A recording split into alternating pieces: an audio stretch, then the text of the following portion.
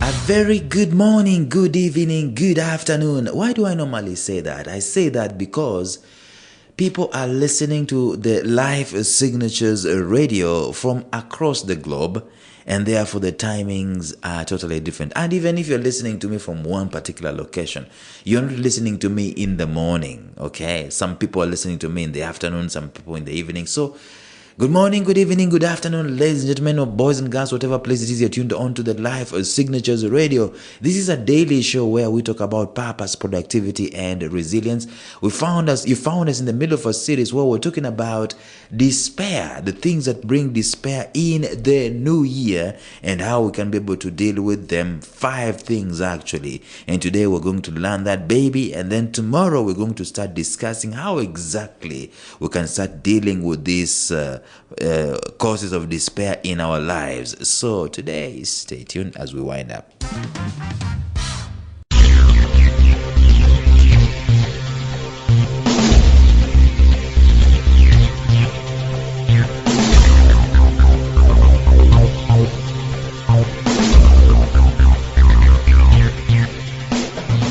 Welcome to the Life Signatures Podcast with Lawrence Namale. Lawrence is a life coach, author, and keynote speaker who loves to tackle different topics on purpose, productivity, and resilience. His mission in life is to awaken all your boundless possibilities available in you. Life Signatures Podcast is dedicated to bring to reality every single person who knows that deep down in their gut, there's got to be more to life than this. And now, here is your host, Lawrence Namale.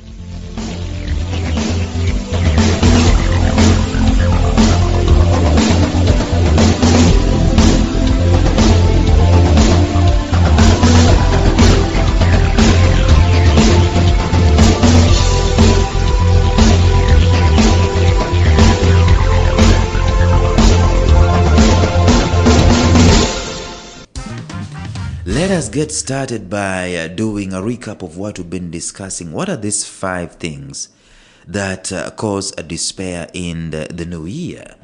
Okay, I'm going to do that again. I'm going to tell you that what I've been discussing in the past 5 or so episodes is to tell you that the new year is an unprecedented moment. The New Year's Eve is an unprecedented moment, and even the New Year itself, it's an unprecedented moment across the globe. There is not a single moment in life for humanity where there is so much excitement. There's a dose of hope, there's a dose of expectation and promise for the whole continents across the world at the same time.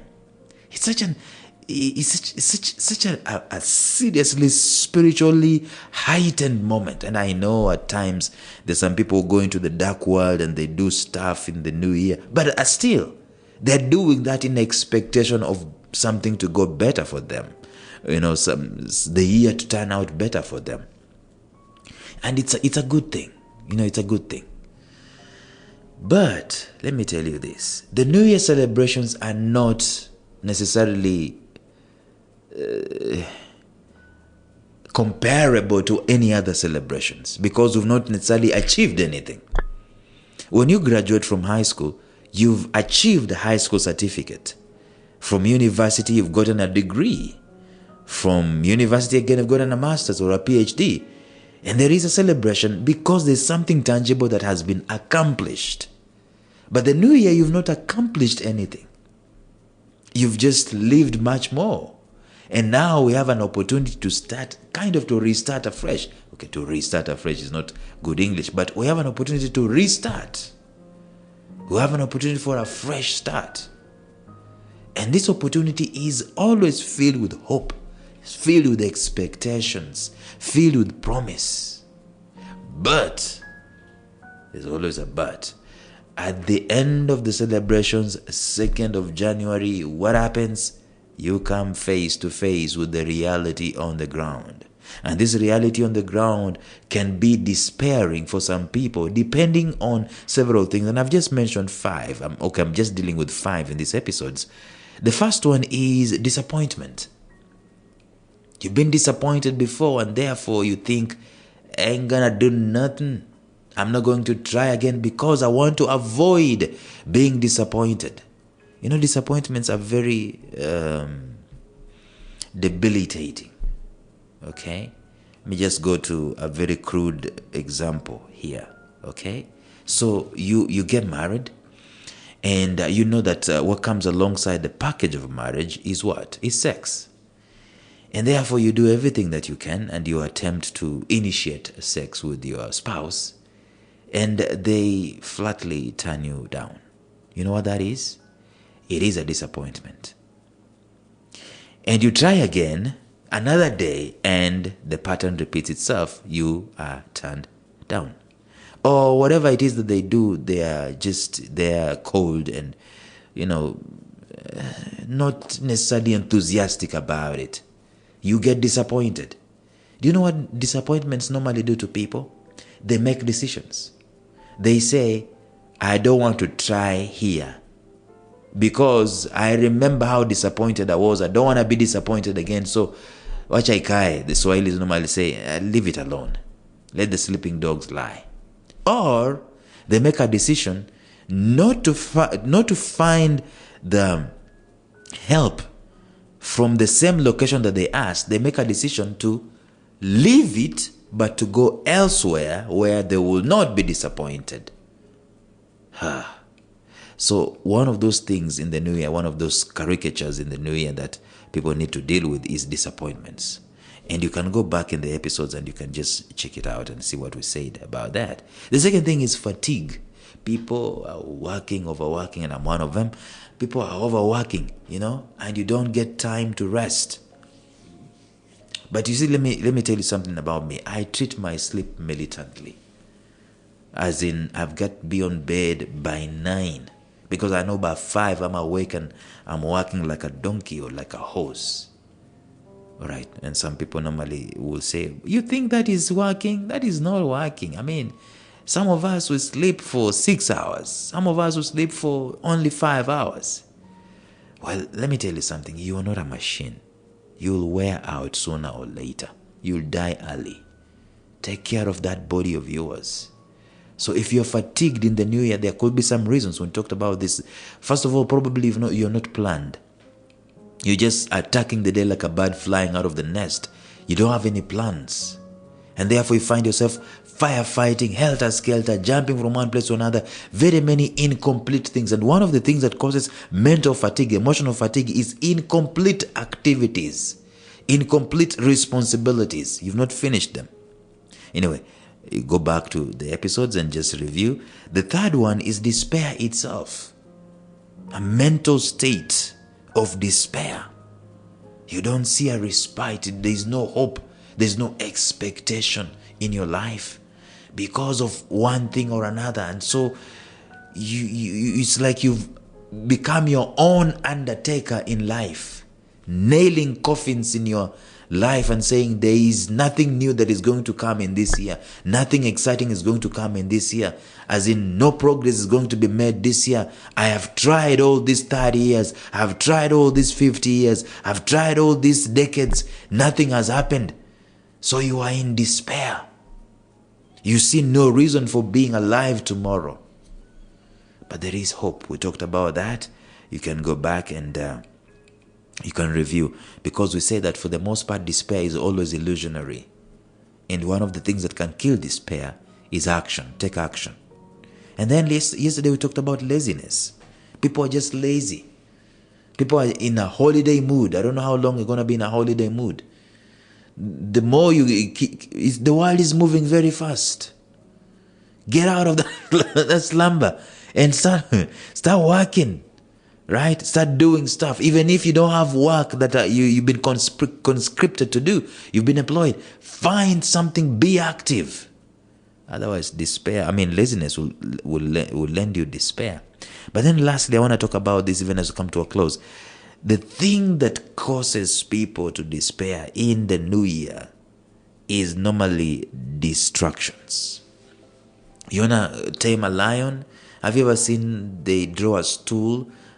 Some guy goes into the zoo with a stool.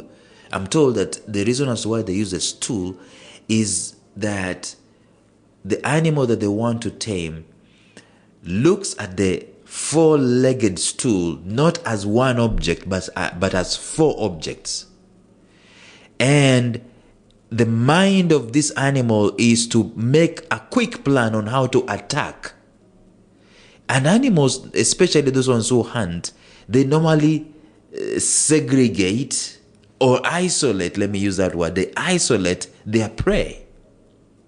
If an animal hasn't isolated, like a herd of wild beasts, if you do not choose one that you're going to attack and eat, you're going to stay hungry. Now, so if I come with a stool, it is 4 points. You don't know, and they're all equal. You don't know which one to attack first. And therefore the animal gets paralyzed. And that's the same thing with distractions at the beginning of the year. Let me tell you something that can liberate you. In these episodes, we talked about living a minimalist life. In other words, there are very many things that are rightfully so, we could do them. But we choose to militantly cull them out, prune them out. You know what pruning is? Pruning is not removing a diseased part of the plant. It's actually removing a healthy part of the plant so that the rest of the plant can actually be much more productive. That's what you and I need to do, to remove distractions. Some distractions are well-meaning. You don't have to do some things. Live a minimalist life this year. The greatest impediment to our success in this decade will be distractions. There are people who already know what they ought to focus on in the year, in the decade.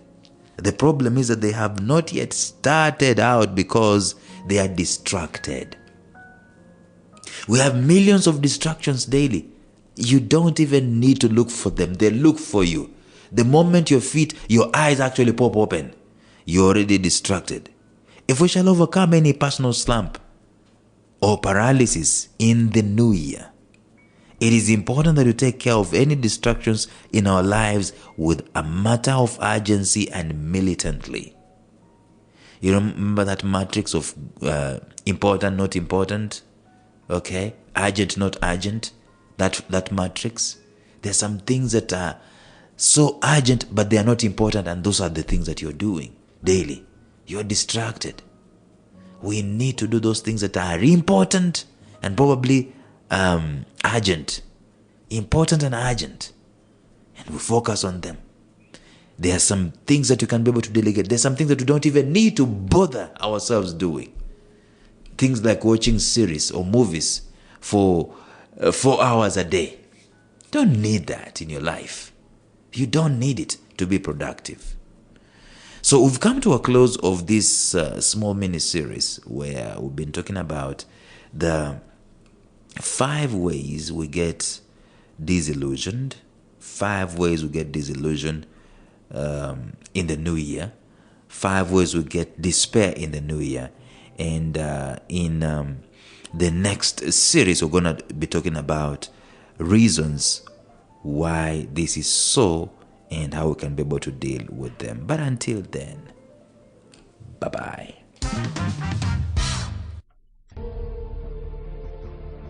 Thank you for listening to Life Signatures Radio. If you enjoyed today's show, subscribe to Life Signatures Radio on iTunes, Stitcher, or visit our website at lifesignatures.libsyn.com. Life Signatures Radio, fresh, clean, and inspiring.